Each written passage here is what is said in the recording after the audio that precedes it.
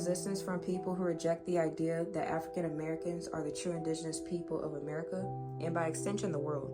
I'm not here to argue, but to enlighten, because a true intellect doesn't argue to win, they listen to learn. So let's talk calmly and respectfully about why this is such an important conversation. First, let's address the common misconception, Darwin's out of Africa theory. Many believe it's a proven fact, but it's just that, a theory. One that's been challenged by emerging evidence. The global indigeneity of melanated people predates recorded history. Black people, copper-colored people, the Amarakan Moors, we have so many names, but we are the root of humanity. Not confined to a single continent, but thriving on every landmass from the Americas to Asia to Africa long before colonial constructs divided us. In fact, the first explorers didn't discover the Americas. They stumbled upon civilizations already thriving there. Copper-colored people were voyaging, building advanced societies and sharing knowledge globally.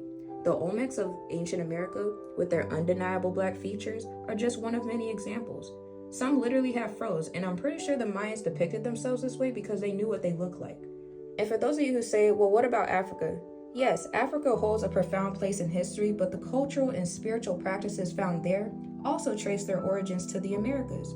Tobacco, maize/corn, and pyramid building knowledge, or we call them mounds, flowed out of the Americas to the rest of the world through our ancestors' voyages. But let's ask ourselves, why does this matter?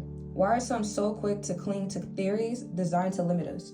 Because it's easier to accept a narrative that someone handed to you rather than to question it. And also, not only that, free thinkers are demonized all the time.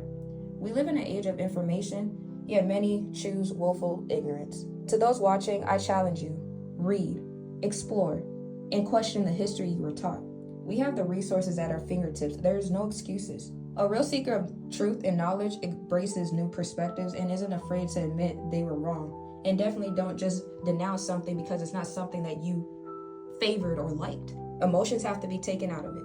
My message isn't one of division, but of awakening. The truth is, African Americans are not simply descendants of Africans brought here through slavery. Many are the true indigenous people of this land, heirs to a legacy deliberately hidden. Recognizing this isn't about dismissing Africa, but reclaiming the entirety of our story. So to those who feel compelled to argue, I encourage you to pause and reflect instead. Arguing doesn't uncover the truth, learning does. And when you truly open your mind, you'd be surprised by the wisdom that flows in. The truth is out there, but are you willing to find it?